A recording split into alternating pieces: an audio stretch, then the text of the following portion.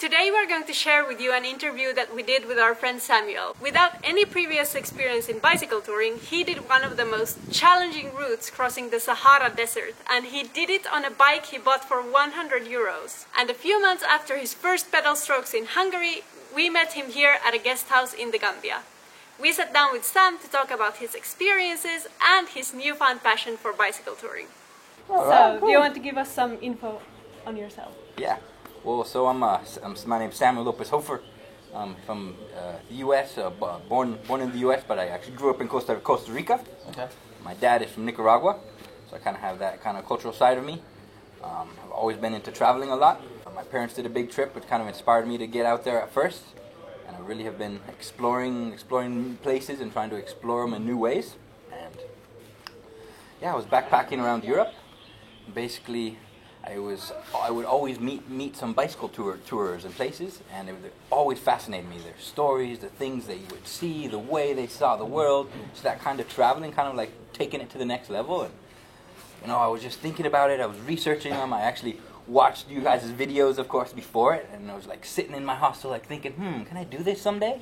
Like, I definitely see myself doing this. And then kept thinking, when should I do this? And I thought, why am I waiting? Why waiting? Let's just do it now. So I just decided to buy a bike and buy 2 bags for the bike, put everything in it, and hit the road. And wow, it has been such an experience, just learning everything, from my first flat tire that it pops once, and I fix it and ride 10 more minutes, and then boom, I have a flat again because I didn't take out the little piece, So it's such a roller coaster of learning and really just, yeah. Where was it, this flat tire? That first flat was in Austria. Do you remember the first time you saw a bike tourer? Was it on this trip?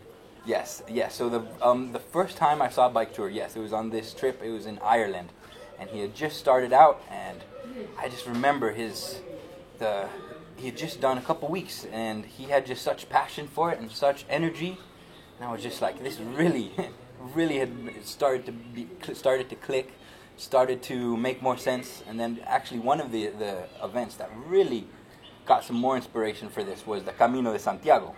I did a little version of it from Porto, a 300-kilometer version, and that freedom of having everything in your bags and being able to walk, and just travel, and then the freedom of however far you get that day, that's where you make it, and I really enjoyed that, and I was like, why not do that and do it on a bicycle? How would you compare this feeling of freedom that you feel while walking or hiking to cycling? Which one feels more free, or is there any different? Yeah, I really enjoy the amount of the efficiency kind of on a bike. Like, you're still like living in the moment. It feels like you have all the smells, the dust, the sun, everything is in front of you, but also you can put in some miles, you can put in some distance, and the grind is real, but then you can truly cover some ground where it feels like you're really accomplishing something. And I kind of do prefer it over walking, but you still kind of get that feeling of freedom. But I just think on a bike it just opens up so many more possibilities. You can take a detour off the side for a couple days, and it's actually very viable on the bike. So I really have enjoyed the bike way. And you really ended up far from where you started. Was it Yeah. the plan? No, that was not the plan at all. So one of the things that when I planning this spontaneous trip, I tried to buy a cheaper bike just because I wasn't sure what I was buying. So I thought, maybe 1 month into the trip, if it's completely going downhill, all these problems and this, I could just, get rid of the bike and not have to feel bad about investing so much into it. So that was kind of my way of getting into it. And basically, I'd always have little problems here and there, but the more I would do it, the more I wanted to keep going. And I kept going further and further, and then, with the U.S. visa, you have 3 months in and 3 months out.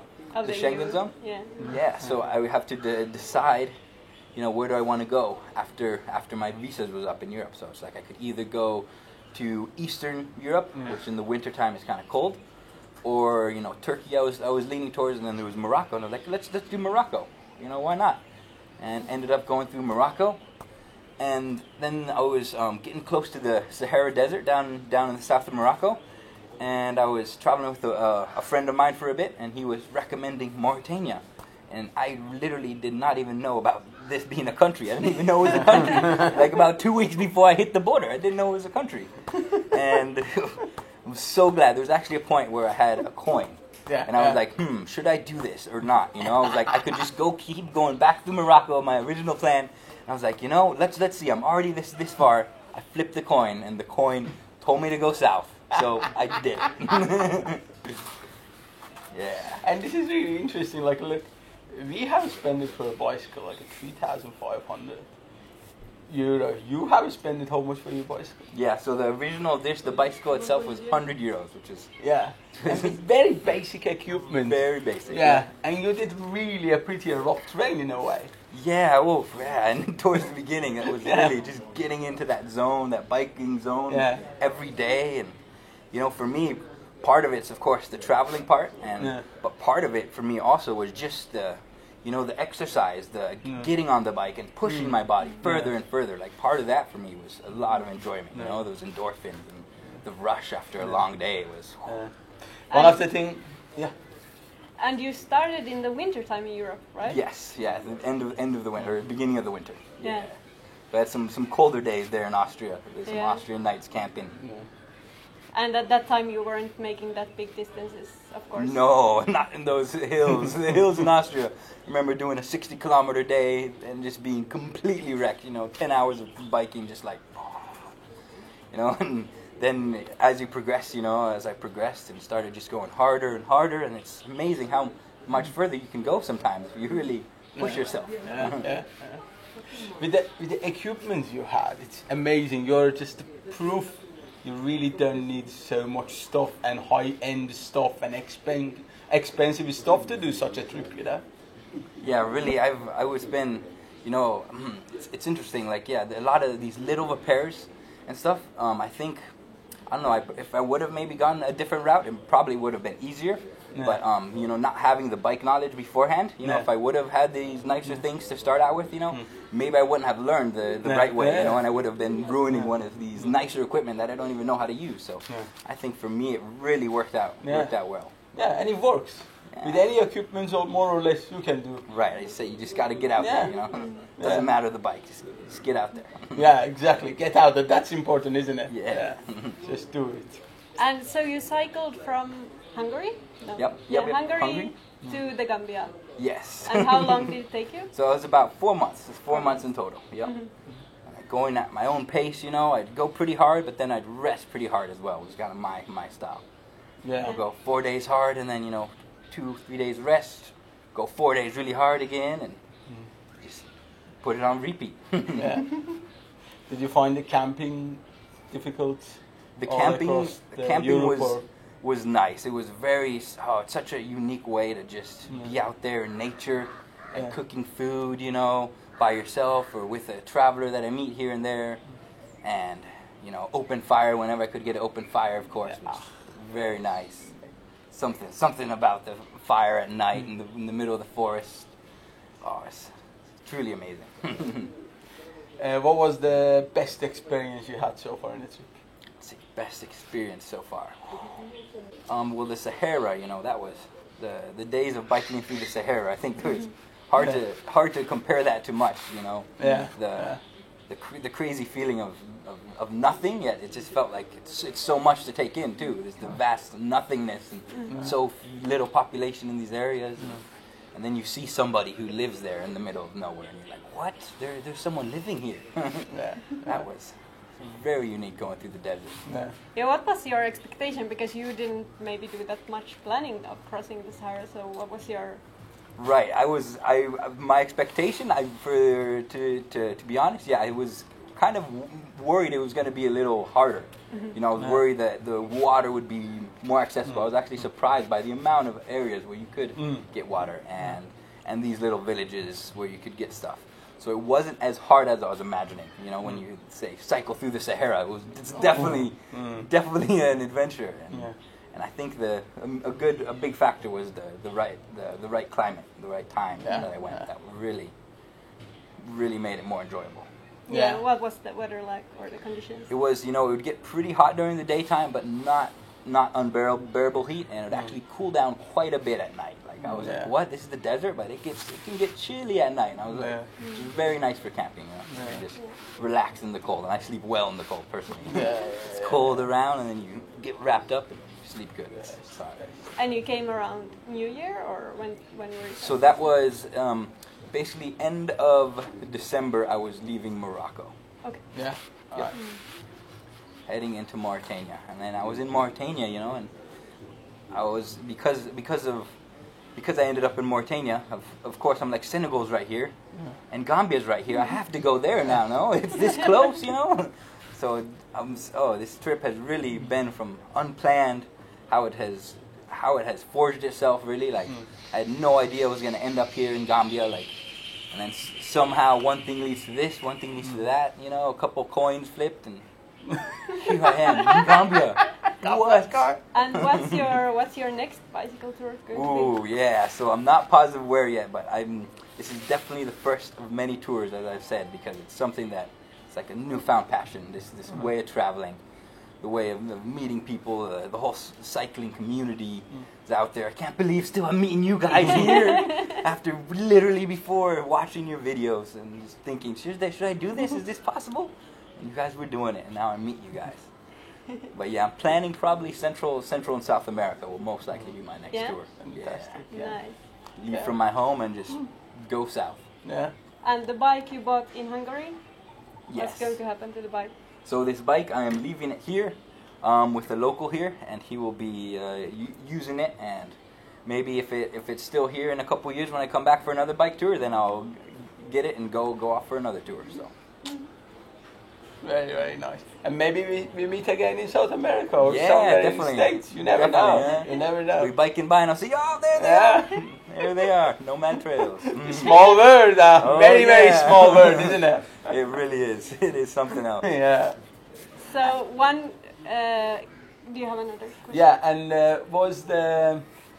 do you have counted how many friends you have made during this trip? And how long was the trip, and how many friends you have made during this trip? Yeah, it's hard to count how many, but really it has been a lot, and especially doing the bike touring, and even going solo, I think helps as well. You see another bike tour on the road, and I'm alone. It's like I gotta go talk to them. It's like of course we're part of the same community.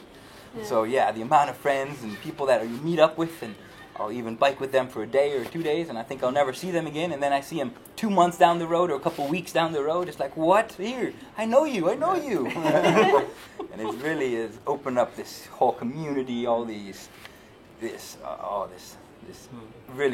community is great. And before this trip, how many kilometers you have cycled? Right. It was something I would do. Maybe once a week I would bike to work.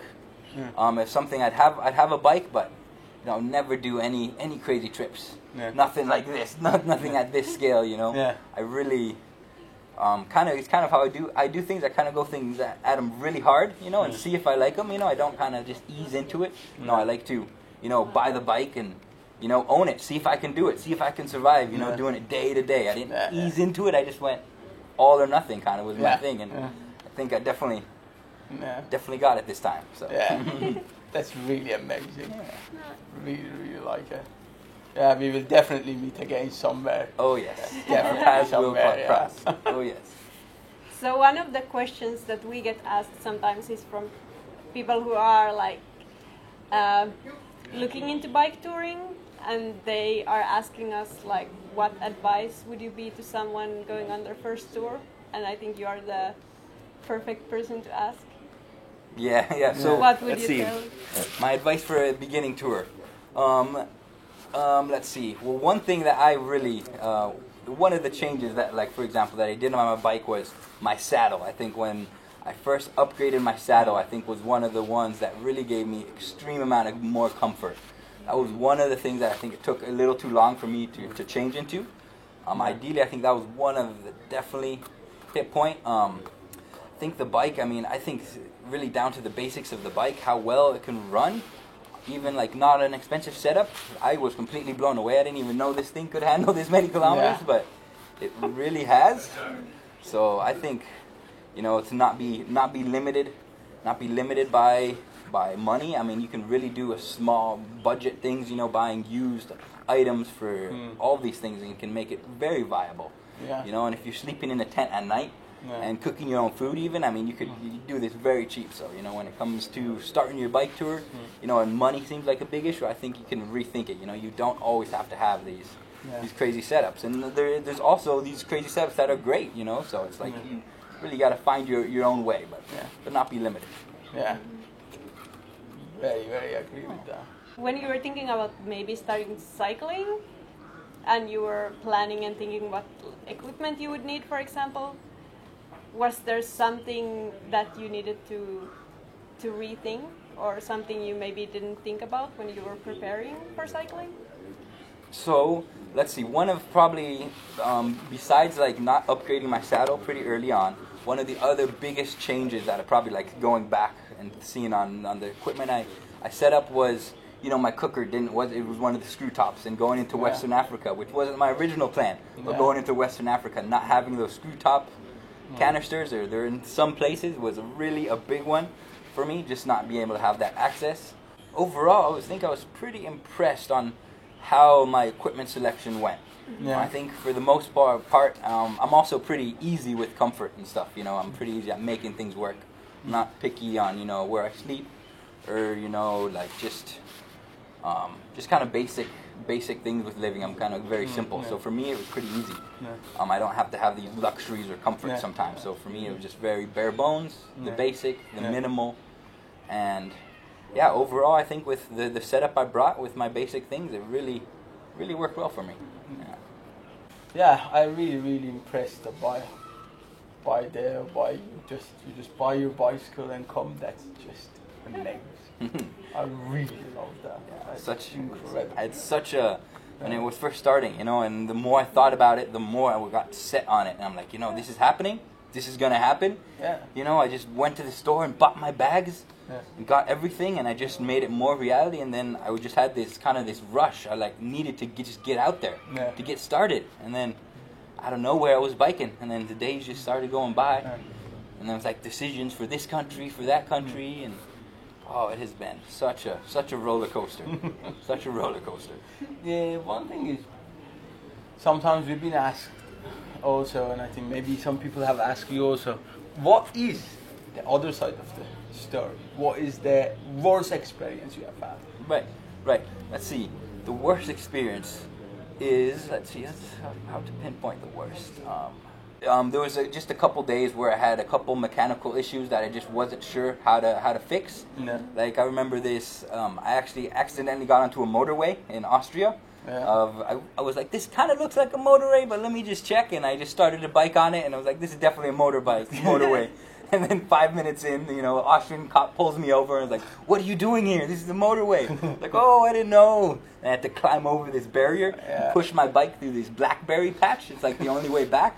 So I went back, and I had these huge thorns that were through my tire that had like holes on each side. So that was kind of a pain. That day, that kind of one experience where I kind of had all my flats were going, and I was fixing them, and the patches were exploding and stuff, but it really got me better at patching my tires, so it's always got to learn from it and improve. So, but I'll definitely remember that day, that struggle with the flats in both of my tires. What would you say to someone who thinks bike touring sounds interesting, but I'm not into bicycles?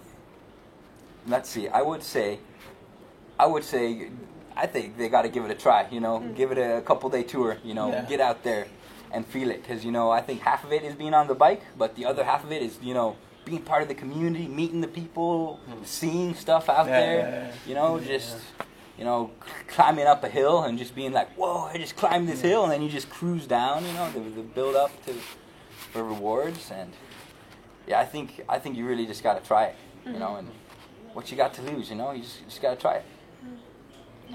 Yeah, and everyone doesn't maybe have to bike through the Sahara on their first tour. Right. Yes. Exactly. Bike from your home, you know, from your house, find somewhere. It doesn't have to be further away, for sure. But isn't it nice when you cross cross countries and you see different cultures. Yeah. That makes it amazing, isn't it? It is something else when you, especially when you reach it by bike and you're like, whoa, and you just watch things change. And, you know, you see the scenery. You know, you start to see even the desert, the trees start to grow, and you're starting to get into Senegal. It starts changing.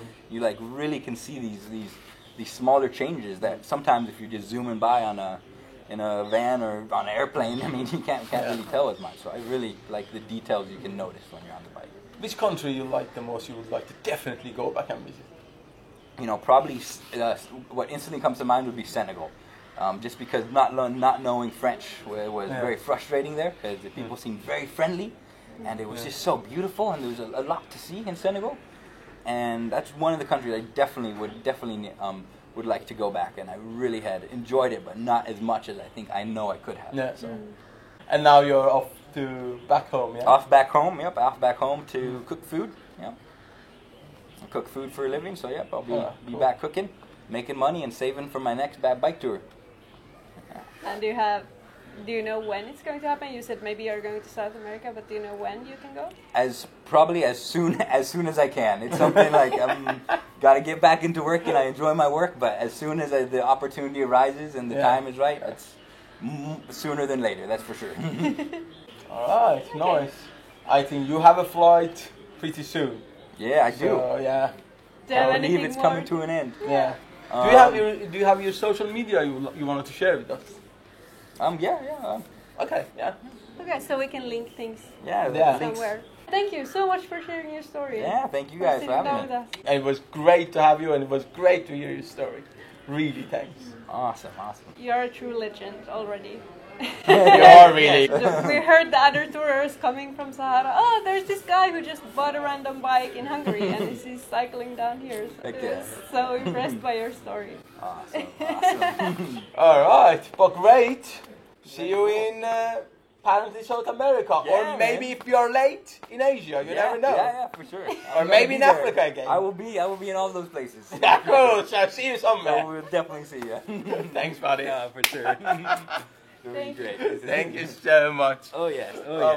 Thanks for watching. Hope you liked this video, and thank you also to Sam for sitting down and talking to us. The link to his Instagram is in the description. Please also let us know what you thought about this video in the comments. Because of the coronavirus crisis, all the borders in Africa are closed, and we are here in Gambia waiting for the borders to open so we can continue cycling. But meanwhile, we are going to work on the videos, and we will publish more video for you guys. So remember to subscribe so you won't miss our upcoming videos. Another way to support our channel is on our Patreon. You can check it out here. And if you haven't watched our vlogs, you can go and check out our vlogs from last 1.5 years. So give this video a thumbs up or a thumbs down. Find us on Instagram and see you next time. Bye bye. Bye bye.